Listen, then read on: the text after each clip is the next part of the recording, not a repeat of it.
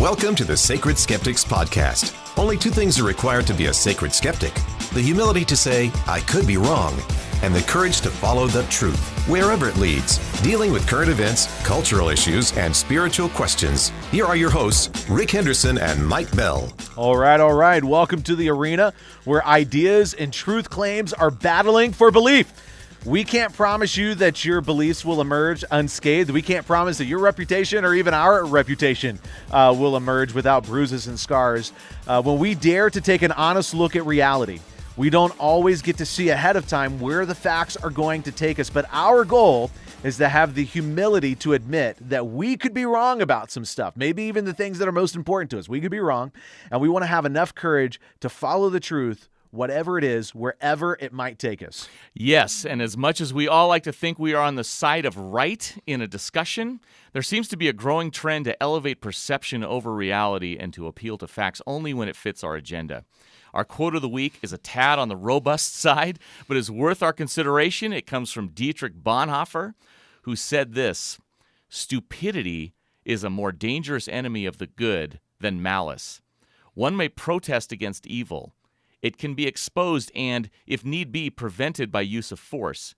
Evil always carries within itself the germ of its own subversion, in that it leaves behind in human beings at least a sense of unease. Against stupidity we are defenseless. Neither protests nor the use of force accomplish anything here.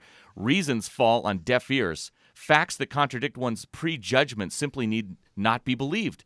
In such moments, the stupid person even becomes critical.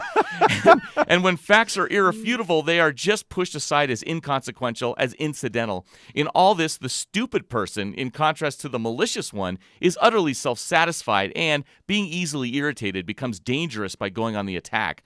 For that reason, greater caution is called for when dealing with a stupid person than with a malicious one. Never again will we try to persuade the stupid person with reasons, for it is senseless and dangerous." That is hilarious. And it's insightful. I mean, this is written by Dietrich Bonhoeffer. I suppose if you want to pronounce his name correctly, you're supposed to say Bonhoeffer, but that just seems weird whenever I say that, because I don't speak German. But he's talking about what gave rise to Hitler in Germany. People who ignored irrefutable facts, people who ignored reasons, people who did not care, and they just went along with their own preconceived ideas. He said these people are dangerous. How do you fight against people like that? What are you supposed to do? Well, yeah, and he was one of the lone voices in the Lutheran Church over in Germany that spoke up against Hitler and said, "Hey," and even argued for his assassination. Yeah, he's one of those pastors that was a lone voice, incredibly brave, risked his own life, and was eventually killed, martyred in a concentration camp for opposing Hitler. But what he says, although it is keenly highlights what happened in Germany in the late 30s and in the early to mid 1940s, I think it transcends context. And I found myself chuckling a little bit with people who responded to this, and they're like, I need to see this I need to know what context you're talking about, and I want to be gentle, and I want to be compassionate. We all require different speeds, different amounts of time to process information, especially if something's new. If something's new to you, you're going to require more time. Well, and to be fair, I think some of the people that were marshaling some objections to your use of this were questioning whether, are we talking about really irrefutable facts? Yeah. Or are we talking about opinions about circumstances? And Sure. and they're thinking you're being kind of political and maybe, being a right-leaning person, that you're talking about. But you know what's interesting? They're just making assumptions. This is a quote that transcends all context. And if you're thinking, I don't know about that yet, I think that maybe that it requires a context. Okay, you got to answer yourself this question. Are there ever times that it's okay to dismiss irrefutable facts? No. No. Okay. So it transcends all context. It applies to all context. Now, I can understand people who've been taken advantage of before, or people who don't want to be fooled, people who don't want to be sold a bill of goods, people who've been around others who've tried to exploit them or have been authoritarian. I get that. And I want to respect that. I want to be compassionate and gentle with all of that. But unless you're saying there are times that it's okay to just ignore irrefutable facts, then you have no qualms with this quote, and you would apply it to every context. Okay, so Rick, give us an example outside of the laws of gravity and things like that of an irrefutable fact that would fall into this category. Something cannot be both true and not true at the same time and the same way. It cannot be true that I exist and I don't exist at the same time. Mm-hmm. It can't be true that God exists and God doesn't exist at the same time. Now, we can have different interpretations of the facts, right? Mm-hmm. And we're not saying if you interpret the facts differently than I do, then you're stupid.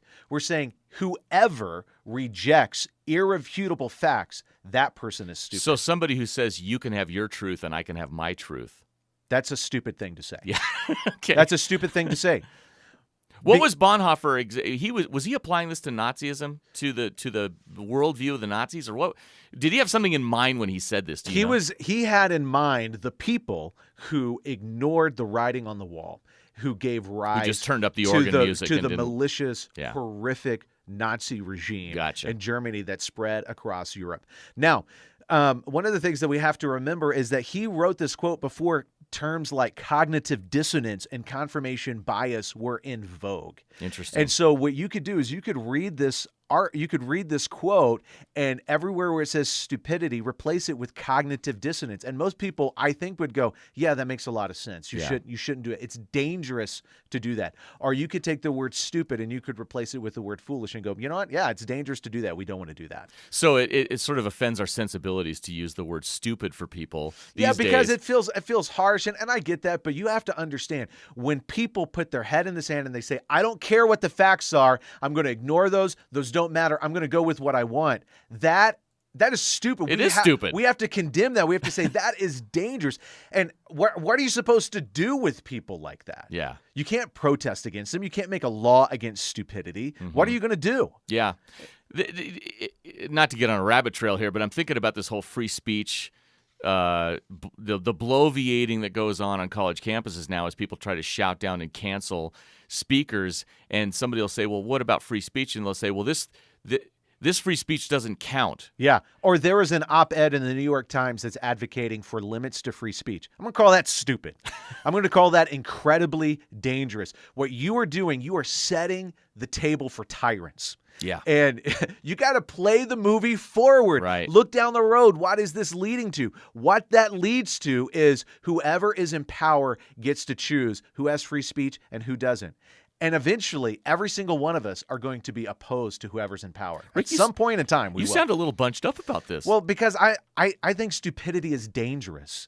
And I think stupidity is dumb. What we allow to start growing and festering now is going to become a reality when my kids are adults. And I want to protect them from that. That's a great point. Hey, so we don't want to just bloviate too long on stupidity. But what we want to do is we want to be the kind of people who model a rejection of stupidity. If you hear us say anything that you're like, hey, man, you guys are rejecting the facts. You're ignoring facts. It's not just you're seeing that we have a different interpretation. You're saying you guys are ignoring clear facts. You should write in.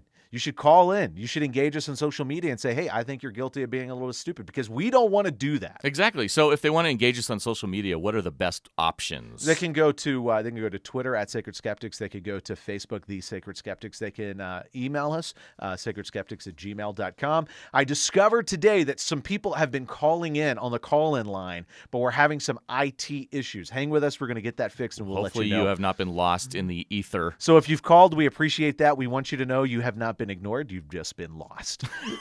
So, hey, we're going to transition, and we're going to talk about some stuff that's very likely going to get us in trouble. Mike, I've already been excoriated by many women online. And a few men.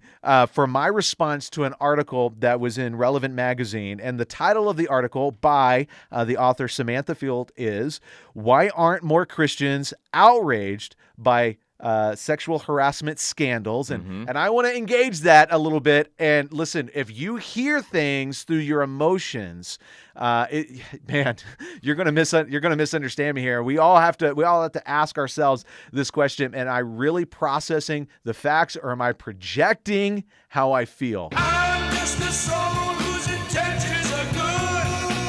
Oh Lord, please don't let me be misunderstood.